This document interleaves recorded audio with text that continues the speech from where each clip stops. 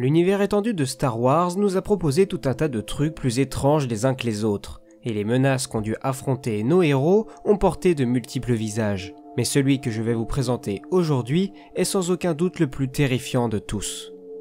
Avez-vous déjà entendu parler de Abeloth? Probablement pas.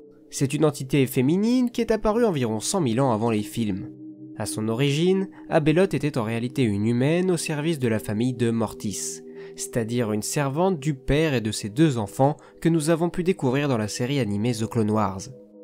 Pour rappel, le père représente l'équilibre, le fils est l'incarnation du côté obscur et la fille l'incarnation du côté lumineux. Abeloth de son côté s'entendait plutôt bien avec les deux enfants et parvenait même à calmer les crises du fils.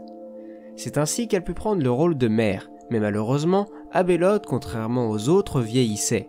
Elle prit donc la décision de se baigner dans le bassin de la connaissance, ce qui était formellement interdit par le père. Après cela, des tensions commencèrent à apparaître entre le père et ses deux enfants, et de son côté, Abeloth commençait à se transformer. Ses yeux se creusèrent et ne laissèrent apparaître qu'une petite lumière, ses cheveux blonds perdirent de leur couleur, sa bouche s'étira de plus en plus, et ses mains laissèrent place à des tentacules. À partir de cet instant, Abeloth n'avait plus grand-chose d'une humaine.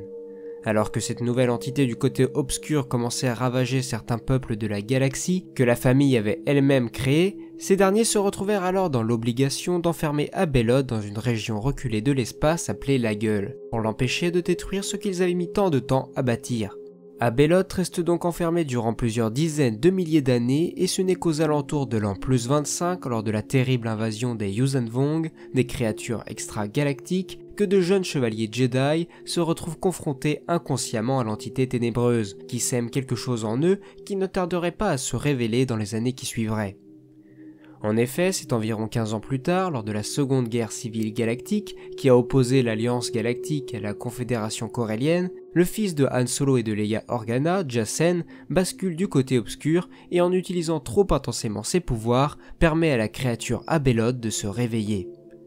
Après ce réveil soudain, Abeloth réussit à prendre le contrôle du corps d'une Jedi, Callista, mais Abeloth étant extrêmement puissante, il lui est également possible de posséder plusieurs corps simultanément, ce qui lui permet de se trouver dans divers endroits plus ou moins éloignés en même temps. Cela peut vous donner une idée du niveau de menace que représente cette terrible entité. Après avoir appris la mort de la famille, suite à la visite du chevalier Jedi Anakin Skywalker, Abeloth eut pour ambition de la reformer, et Luke Skywalker devrait jouer le rôle du père.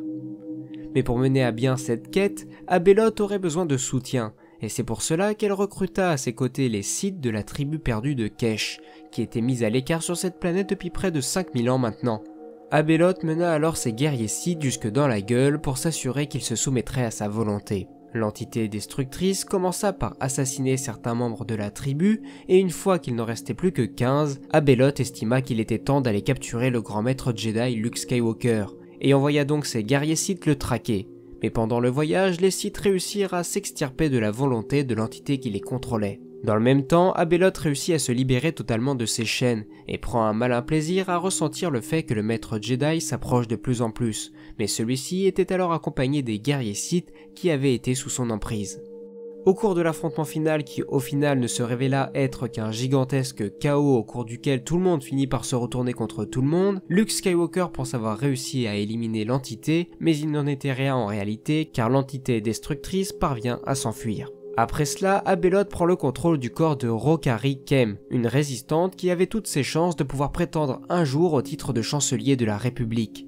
Abeloth provoque alors une crise cardiaque sur le chancelier actuel en plein milieu du Sénat de Coruscant, et son avatar peut ainsi être élu comme remplaçant. Abeloth commence ensuite par changer son titre en bien-aimée Reine des Étoiles, et ça vous démontre un peu l'ego du personnage, et elle en profite également pour transformer Coruscant en un véritable bastion gardé par ses guerriers Sith. Mais quelques temps plus tard, les Jedi lancent un assaut sur la planète capitale, et trahi par son aide de camp, Abeloth est dans l'obligation de transférer son essence dans l'ordinateur central du temple Jedi. Voyant que la bataille est perdue, l'entité du chaos provoque de multiples séismes partout sur la planète, pour détruire tout ce qu'elle le peut. Sabah Sebatine, une Jedi, parvient de son côté à extraire l'essence d'Abeloth de l'ordinateur et à l'éliminer. Et de son côté, Luke Skywalker s'allie avec un mystérieux homme sombre qui s'avérerait plus tard être Asharad Eth, le futur Dark Krayt qui ferait régner la terreur dans la galaxie des années plus tard, afin d'éliminer la dernière partie d'essence de Abeloth. Le nouvel ordre Jedi, malgré sa victoire, était certain que quelque part dans la galaxie résidait encore l'esprit de la porteuse du chaos. C'est pourquoi une expédition de 10 Jedi fut montée pour partir à la recherche de la dague de Mortis, la seule arme légendaire qui serait en mesure d'éliminer Abeloth définitivement. Voilà les amis, j'espère que cette vidéo vous aura plu. Si c'est le cas, vous pouvez déjà laisser un petit pouce bleu à la vidéo, ça ne vous coûte rien. Vous pouvez également aller regarder une petite pub de 30 secondes sur Utip. Cela me permettra de gagner un petit peu plus que ce que me propose YouTube actuellement. Vous pouvez également me rejoindre sur mes divers réseaux sociaux, que ce soit Discord, Twitter ou Facebook. Et enfin, moi il ne me reste plus qu'à vous dire à la prochaine et que la force soit avec vous.